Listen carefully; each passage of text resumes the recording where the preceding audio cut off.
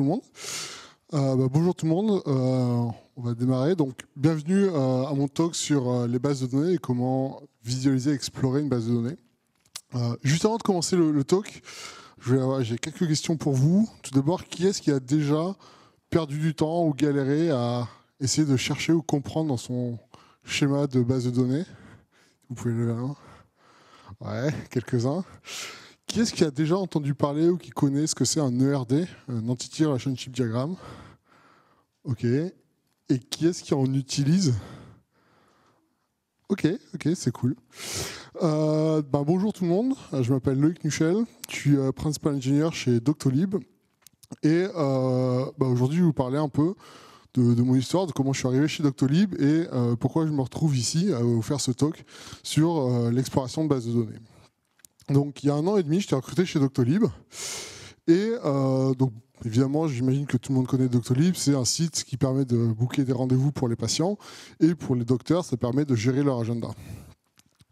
Qui commence à être un petit peu connu, c'est que chez Doctolib, on est sur un monolithe Ruby on Rails avec une base de données Postgre unique. Alors, c'est plus exactement le cas, mais on peut le voir encore un peu comme ça. Et donc, en quelques chiffres, on a environ une base de données.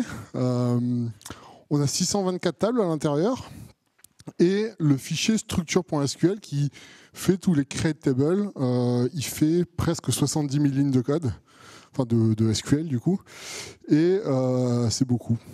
Et donc en fait, moi, en arrivant chez Doctolib, j'ai bossé sur des fonctionnalités, et donc pour développer ça, on a besoin de comprendre les différentes entités, comment elles interagissent, quelles sont leurs propriétés, et ainsi de suite. Et donc, mon quotidien ressemblait un petit peu à ça de temps en temps, explorer le data model de Doctolib dans la base de données, dans le code, et ainsi de suite, pour savoir quoi faire.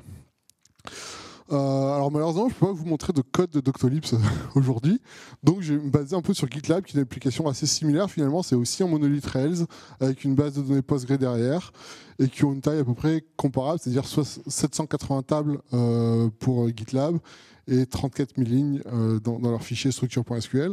Donc c'est étonnant, ils ont à peu près 2 fois moins de lignes pour un peu plus de tables. Donc disons que j'arrive chez GitLab et que je dois bosser sur les merge requests. Donc la première chose à faire, c'est cloner le repo.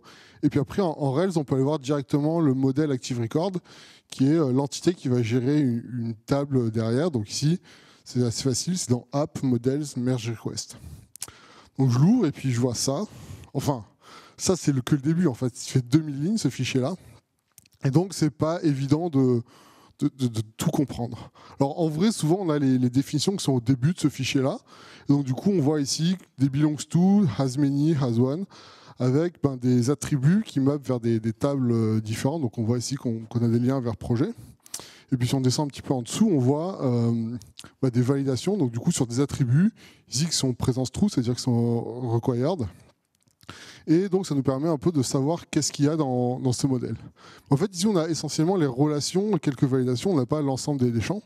Et puis surtout, si je vous mets les numéros de ligne, ici, on voit que finalement, ça va déjà un peu loin. On est pratiquement à la ligne 300 à la fin de ça. Donc, il faut quand même un petit peu scroller pour trouver ces informations-là. Donc, c'est pas toujours évident de savoir quels sont les attributs disponibles dans un modèle en regardant le modèle Active Record de Rails. Donc, l'autre solution qu'on peut avoir, c'est regarder dans le structure.sql directement et dire OK, je vais chercher ouvrir le structure.sql et faire chercher create table merge request. Parce qu'en fait, si on cherche juste merge request, on a plein de matchs qui ne correspondent pas à la création de la table. Et regardez ces attributs. Donc là, on voit un peu plein d'attributs. Donc on voit qu'il y en a quand même pas mal dans les merge requests. Et on voit qu'on est à la ligne 17 000 du fichier. Donc évidemment, on veut une recherche pour trouver ça. Alors ici, on a normalement tous les attributs qui sont dans la base de données. En revanche, pour trouver les tables qui sont liées à cette table-là, c'est tout de suite un peu plus difficile. Pour les tables sortantes, ça va à peu près parce qu'en Rails, on a une convention. On met souvent le nom de la table underscore ID. Donc par exemple, si on veut faire un lien sur la table user, on va souvent appeler le champ user ID. Alors des fois, quand on a plusieurs champs, comme ici par exemple pour les target project et source project, c'est un poil plus compliqué. Et puis typiquement ici, on a un author ID. J'imagine qu'on n'a pas une table authors, mais plutôt une table users, et que ça pointe vers users. Donc c'est pas trivial non plus, mais on s'en sort à peu près.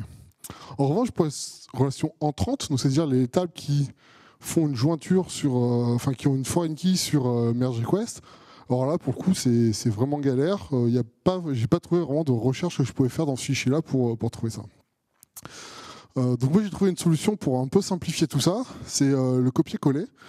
Et en fait, du coup, ce que je faisais régulièrement, c'est que je créais un nouveau fichier .sql et puis je copiais la table qui m'intéressait. Je virais tous les champs qui ne m'intéressaient pas pour avoir une table beaucoup plus petite. Donc on peut voir ici le merge request qui est beaucoup plus petit. Et puis ensuite, je faisais pareil pour d'autres tables. Donc typiquement, ici, j'ai copié les projets, les users, les milestones en dessous. Ce qui permet d'avoir une vue assez réduite et compréhensible des différentes tables et à peu près de comment elles interagissent. Donc ça, c'est cool. Je m'en suis sorti et pendant 6 mois à peu près, j'ai travaillé comme ça. Mais bon, on sent quand même qu'il y a quelques limites et au bout de 6 mois, j'étais un peu devenu le chef du copier-coller, quoi. Et c'est à ce moment-là qu'on se dit, bon, bah, est-ce qu'on reste comme ça ou est-ce qu'on essaye d'améliorer le workflow? Donc du coup, j'ai cherché un outil, parce que finalement, ça ressemblait un petit peu à ça, la vie chez Doctolib. Et encore ici, ils n'ont que 442 tables. Je me suis amusé à les compter. Donc du coup, Doctolib, c'est plus de 50% par rapport à ce qu'on voit ici sur le schéma. Et c'est même pas ça le principal problème, c'est surtout toutes les relations. C'est qu'ici, on voit que les relations sont uniquement avec les tables à côté. Donc c'est facile. Imaginez que vous avez des relations un peu de n'importe quelle table vers n'importe quelle table. Et là, ça vous montre un peu la complexité du schéma. Bon, résultat, je me suis dit, en fait, moi, ce que je veux, c'est... alors, un ERD, on verra un peu plus tard, mais finalement un schéma visuel qui montre les tables qui m'intéressent, avec les colonnes qui m'intéressent et les relations qui m'intéressent, de sorte à facilement visualiser, parce qu'un des gros problèmes de mon fichier SQL, c'est qu'à chaque fois c'était assez manuel de faire tout ça, mais surtout que c'était linéaire. Donc c'est-à-dire qu'on voyait déjà, même sur le screenshot que je vous ai mis, le milestone était déjà en bas de l'écran, donc il y avait quand même, si on bosse sur 5, 6, 8 tables, même en ayant éliminé tout ce qui ne nous intéresse pas, souvent on doit quand même pas mal scroller. Alors que là, avec un schéma comme ça, on peut les mettre à côté, dessus, dessous. C'est quand même vachement plus simple.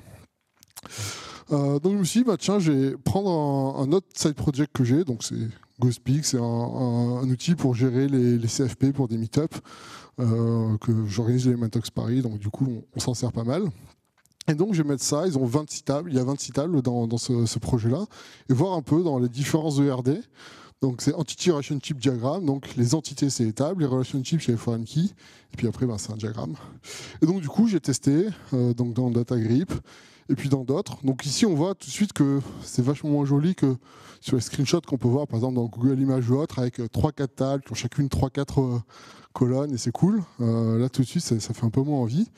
Donc du coup voilà, j'ai testé pas mal de ERD différents. Et on voit finalement que c'est pas aussi simple. Et notamment, par exemple, sur celui-là, on voit que la table user qui est en haut, elle a des liens vraiment partout. Et en fait, c'est à peu près normal parce que sur la plupart des entités, j'ai un created by, un updated by, pour savoir qui c'est qui a créé une organisation, un talk, un CFP, et ainsi de suite. Et donc, on a cet énorme hub au milieu, avec que des relations qui ne nous intéressent pas la plupart du temps. C'est pas ces relations-là qui sont intéressantes. Donc si ça vous intéresse, j'ai fait un article de blog où je fais tout le comparatif de, je sais pas, j'ai testé une dizaine de RD, leurs forces, leurs faiblesses, les cas d'utilisation, là où ça marche bien et là où ça a des limites. Et en fonction des use cases, j'en recommande différents. Mais si je dois faire un bilan pour mon usage à moi, en train de chercher les relations dans le data model chez Doctolib, moi le gros bloqueur c'est que finalement tous les URD que j'ai testés affichaient toutes les tables et relations. Et encore une fois, quand on a 624 tables, avec je ne sais pas combien de relations, probablement 800 ou 1000, c'est pas du tout jouable. Alors déjà, j'ai pas pu les charger parce qu'il y avait souvent des limites. Mais dans tous les cas, c'est vraiment pas jouable. Un autre petit problème, c'est souvent que le prix est basé sur le nombre de tables dans ces ERD-là, probablement avec un principe de on facture à l'usage, quelque chose comme ça. Sauf que moi j'avais énormément de tables, mais pas forcément un usage démesuré non plus. Il y en a quelques-uns qui ont un placement automatique, sauf que le placement automatique est plus ou moins... il ne respecte pas la sémantique et je ne suis pas sûr qu'on puisse avoir un bon placement automatique. Donc malgré le placement automatique de certains outils, il faut quand même tout replacer. Donc, quand on a toutes les tables qui arrivent d'un coup, il faut tout replacer toutes les tables. Et ça, c'est quand même une vraie galère, même à 26 tables pour mon projet Ghostpeak. Et un des points les plus bloquants aussi, c'est qu'il n'y avait pas de recherche. C'est-à-dire que En avis, ces outils-là partent du principe que tout est visible. Donc si on voit tout, il n'y a pas besoin de rechercher. Ça, c'est à condition qu'effectivement on n'ait pas trop de données, ce qui n'était pas du tout mon cas. Donc sans recherche, je ne pouvais vraiment rien faire. Quand même, si je devais en retenir deux à vous conseiller, le premier, DB Diagram, qui met à disposition un DSL super simple pour définir son schéma. Et donc ça permet de le définir assez vite et de manière assez pratique. On peut faire des copier-coller, ainsi de suite, enfin, tout ce qu'on peut faire avec du code, mais là, du coup, pour définir le schéma, c'est assez pratique. Et DrawSQL qui a quand même une interface assez sympa, donc pour faire des présentations ou autre, ça peut être assez cool. Après, malheureusement, faut toujours créer avec plein de champs de texte de partout. Donc si vous avez des petits schémas ou vous démarrez quelque chose, ça peut être une bonne option. Bref, résultat, vous l'avez compris, j'étais pas satisfait de mes recherches. Et donc, comme tout bon développeur, je me suis dit, créons un tool supplémentaire. Donc, je me suis lancé et en me disant, voilà, finalement, ok, je vais créer mon tool. Qu'est-ce que je veux là-dedans ? Finalement, en fait, ce que je veux, ça ressemble vachement à ce que j'avais dans mon fichier SQL, mais un peu mieux. C'est-à-dire une recherche globale, donc ce que j'avais déjà sur l'ensemble du texte, où je peux chercher dans les noms de tables, les noms des colonnes, les champs de commentaires, les relations SQL, et ainsi de suite. Et alors, par défaut, les types. Visualiser uniquement les tables que j'ai besoin, que je souhaite. Donc c'est-à-dire que grosso modo on démarre vide, on voit rien, et puis on a une recherche, on choisit les tables et on les ajoute au fur et à mesure. De la même manière, uniquement les colonnes qu'on veut, parce que des fois on a des tables qui ont 50, 100, 400 colonnes. Donc là clairement il n'y a aucun intérêt de tout afficher. Suivre les relations, ça aussi c'est un point hyper crucial, c'est-à-dire qu'une fois qu'on voit une table, on veut voir les relations qui rentrent, les relations qui sortent et pouvoir afficher les tables liées là-dessus et pour aller de proche en proche vers notre schéma un peu plus complet. Et enfin, une fois que j'ai fait tout ma disposition, comme ça, avec les tables voulues, les colonnes voulues et tout ça, pouvoir justement l'enregistrer pour y revenir plus tard. Donc on peut mapper des use cases, des features, des scopes d'équipe et ainsi de suite. Donc ça, c'était un peu les requirements de features. Et je me suis mis deux contraintes supplémentaires. En premier, sur la data privacy. Donc chez Doctolib, c'est hyper important. Et pour moi, c'était hyper important. Puis je voulais pas uploader le schéma de base de données de Doctolib, même sur mes serveurs à moi que je maîtrise. Donc du coup, dans l'outil que j'ai fait, tout se passe dans le navigateur. Donc il y a juste une app front en Helm, mais le fichier est loadé dans le navigateur, parsé dans le navigateur, affiché dans le navigateur et puis ensuite sauvegarder en local storage ou en IndexDB. Mais grosso modo, il n'y a rien qui sort et jusqu'à encore aujourd'hui, il y a 0 serveur derrière. C'est full front. Et alors l'autre contrainte que je me suis mis, c'est de faire l'outil en Helm. Alors Helm, c'est un langage que je ne connais pas du tout. Donc c'est une belle contrainte supplémentaire, mais en revanche, vu que c'était un side project, je voulais absolument pas passer du temps à débugger. Et une des grosses promesses de Helm, c'est d'avoir 0 erreur en production. Et donc ça m'a intéressé de voir comment ça marchait. Et je veux dire que jusqu'aujourd'hui, c'est plutôt réussi. Et je suis hyper content de ce choix-là, même si les débuts n'étaient pas toujours évidents. Bref, j'avais mes requirements et je m'y suis mis. Et quelques mois plus tard, 2 mois à peu près, j'ai ma première version de mon MVP de cet outil-là. Donc on peut voir un peu toutes les fonctionnalités. En haut à gauche, la recherche, qui permet de chercher un peu de partout. L'affichage des tables, donc s'il n'y a pas les 26 tables, il n'y en a que 10 ou 15. C'est le schéma de GoSpeak. Avec des tables cachées, on peut voir en bas le petit liseré gris qui dit qu'il y a un certain nombre de colonnes cachées. La disposition, puis en haut le save du layout qui permet d'avoir plusieurs layouts et ainsi montrer des différents use cases. Donc ça c'était hyper cool et j'ai commencé à l'utiliser et puis j'en ai parlé un petit peu à mes collègues chez Doctolib et pour le coup ils ont été assez satisfaits de l'outil et pas uniquement les développeurs, aussi les product managers qui finalement pour la première fois, entre guillemets, pouvaient voir ce qu'il y avait vraiment dans la base de données et pouvaient se baser sur les colonnes, les tables, les relations et voir ça finalement, parce que pour eux, c'était pas trop acceptable d'aller voir dans le structure.sql et de se prendre ça dans la tête. Par contre, voir ces schémas-là, c'était assez pratique. Donc du coup, ça démarrait bien, mais en fait, dès qu'on commence à avoir des utilisateurs, on commence aussi à avoir des problèmes. Désolé. Vous le savez, on commence à avoir des problèmes, et notamment un problème qui s'appelle les feedbacks. Je ne sais pas si vous avez ça aussi dans vos applications. Et du coup, j'ai eu une product manager qui est venue me voir et qui m'a dit ouais, suivre les relations, c'est trop cool et tout, ça m'aide vachement. Mais en fait, des fois, je ne sais pas où aller. Je sais que je veux, par exemple, chez Doctolib, faire une jointure entre les accounts et les appointments, mais il n'y a pas de lien direct et je ne sais pas par où passer. Donc, ce serait cool d'avoir dans l'outil qui te trouve le chemin complet entre deux tables, quoi. Bon, résultat, je m'y suis mis. Et donc, on peut trouver, partir, donc là, c'est dans le cas de Ghostepeak, des groupes au talk, et voir finalement qu'on peut passer des groupes sur les CFP, les proposals, et ensuite les talks, et puis avoir différents chemins. Ce que je me suis rendu compte en faisant ça, c'est que finalement, il y avait énormément de chemins possibles, et notamment à cause des hubs dont je vous parlais tout à l'heure. C'est-à-dire que, en fait, à partir de n'importe où, on peut aller n'importe où en un chemin, en passant tout simplement à table user et les creative by. Donc, du coup, j'ai dû rajouter des filtres pour ignorer des tables ou ignorer des colonnes en fonction de leur nom, pour avoir des résultats un peu intéressants. Donc là, c'était cool, mais elle m'a dit, mais en fait, ouais, c'est cool ton truc, mais il en manque plein des chemins, je sais qu'ils existent, mais je les vois pas. Et en fait, effectivement, on s'est rendu compte que dans la base de données, il y avait plein de relations qui n'avaient pas de foreign key. En fait, en SQL, il n'y a pas du tout besoin d'avoir une foreign key pour pouvoir faire une jointure. La foreign key permet juste de garantir qu'on aura quelque chose en face, mais on peut faire une jointure sans. Et donc en fait, il y a plein de choses où il n'y avait pas de foreign key. Donc évidemment, pas de foreign key, moi je ne trouvais pas de relation, pas de chemin.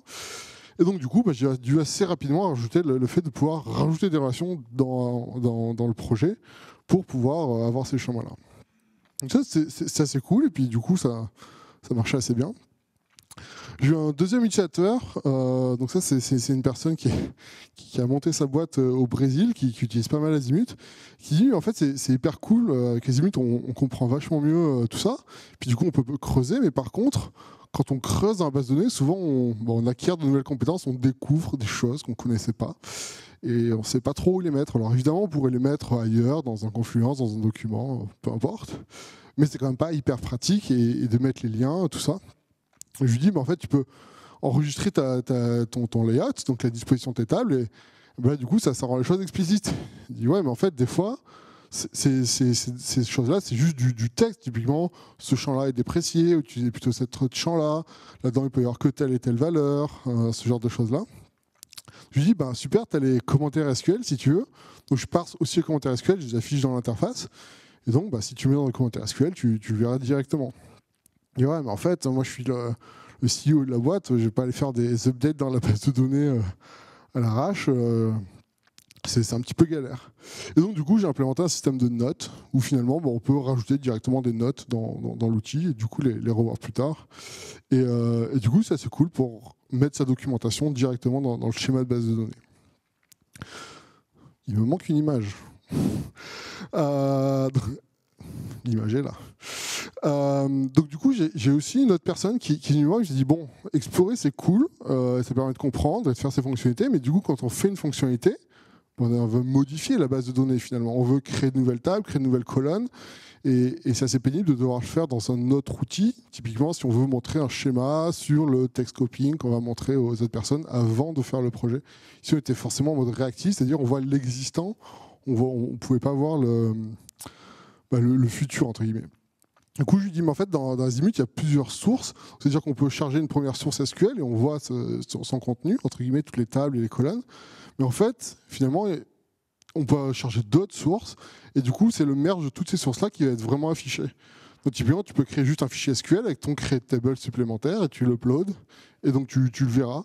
Et puis après, tu peux choisir quelle source t'affiche ou pas. Et donc, composer, on va dire, ton layout à partir de ça.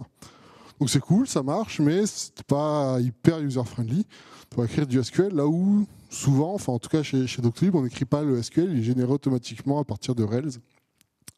Donc du coup, j'ai développé un DSL, parce que du coup, je trouvais ça très très cool chez DB Diagram, et donc j'ai repris l'idée. Par contre, en simplifiant vachement le DSL, pour qu'il y ait le moins de caractères spéciaux, de mots-clés, et ainsi de suite, pour que ce soit le plus intuitif possible. Donc finalement, le DSL est très simple, on écrit le nom du table et ensuite les colonnes indentées avec 2 espaces. Et puis on peut mettre après des propriétés comme le type de la colonne, les propriétés primary key, foreign key, et ainsi de suite. Vous pouvez le voir sur la table credential et organisation. On voit les primary keys, on peut mettre des uniques, à peu près tout définir, mais de manière super simple, et donc sans jamais quitter le champ texte. C'est hyper cool, et honnêtement, c'est une des fonctionnalités dans lesquelles je suis le plus fier, parce que ça marche vraiment bien.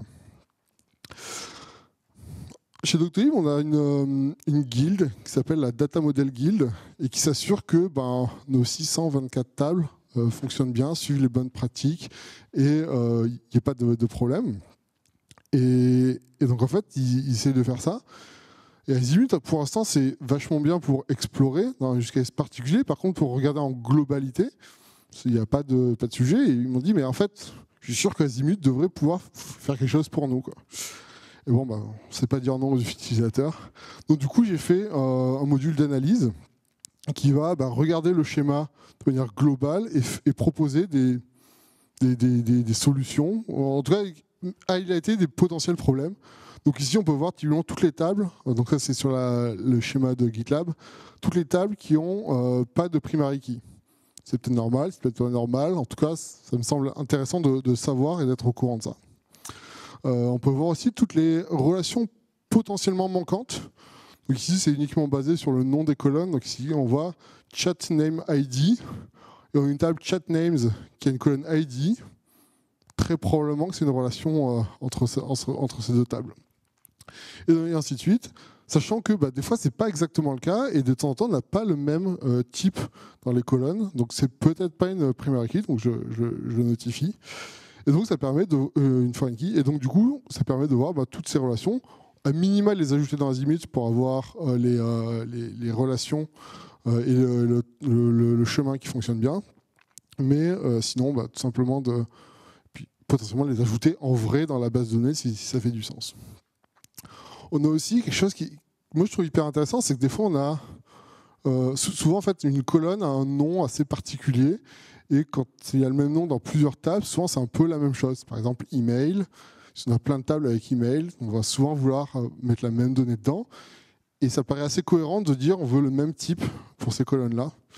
Et donc voir en fait toutes les colonnes qui ont peu importe la table où elles sont, des types différents. Par exemple, si on regarde l'avant-dernier, ici on a une colonne board ID qui ressemble quand même vachement à une foreign key vers la table board et la colonne ID, qui a soit un type begin, soit un type integer. Donc si on hover là-dessus, on voit dans quelle table c'est. Peut-être qu'il y a un problème quelque part, qu'on a fait une migration de integer vers begin sur cette table-là et qu'on a oublié une foreign key quelque part. Et donc ça peut peut-être le coup de le fixer. Et enfin, la dernière chose que j'ai implémentée, c'est tout simplement les tables sont trop grosses. Alors ça, j'ai mis une limite complètement arbitraire à 30 colonnes. Comme ça, finalement, la table en dessous de 30 colonnes devrait être bonne. Et puis là, on voit que sur les 780 tables de GitLab, on en a 14 qui dépassent, dont une qui dépasse de vraiment beaucoup. À voir. Donc, typiquement, c'est les 4 fonctionnalités que j'ai dans l'analyse de schéma. Et clairement, à chaque fois que j'ai testé sur un schéma, j'ai trouvé des choses intéressantes. Donc si jamais vous connaissez déjà bien votre schéma, vous n'avez pas besoin d'Azimut pour explorer et comprendre un peu mieux, je vous propose de l'essayer quand même, ça vous donnera des idées. Je suis désolé, je suis out of time, je vais skipper une petite partie. Donc aujourd'hui, ça ressemble à ça. C'est hyper. Ça n'a pas vraiment changé de point de vue UI, mais finalement, c'est assez. Il y a beaucoup de fonctionnalités qui sont rajoutées. On a une bonne roadmap et finalement 4 grandes parties. Ce qui arrive très prochainement, c'est la collaboration, le fait d'uploader le schéma, donc sur le serveur d'Azimut pour l'instant. Donc on sort du mode local only, mais pour le partager avec d'autres personnes et donc travailler à plusieurs sur le même schéma, notamment partager la documentation, les layouts et ainsi de suite. Donc si vous avez compris, le but d'Azimut, c'est vraiment de créer l'outil un peu ultime pour explorer et comprendre sa base de données. C'est vraiment la mission qu'on s'est donnée, c'est pas évident.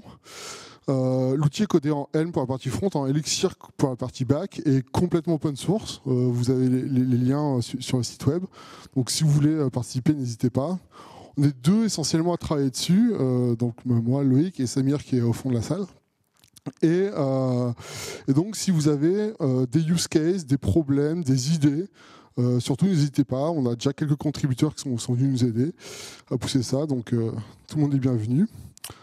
Donc, je peux que vous conseiller de le tester et de m'en dire des nouvelles. Merci à tous. Et dernière petite chose, n'hésitez pas à faire un feedback sur le talk et sur Azimut si vous souhaitez, avec le QR code qui s'affiche pas du tout, mais vous avez l'URL du Bitly si vous voulez. Merci.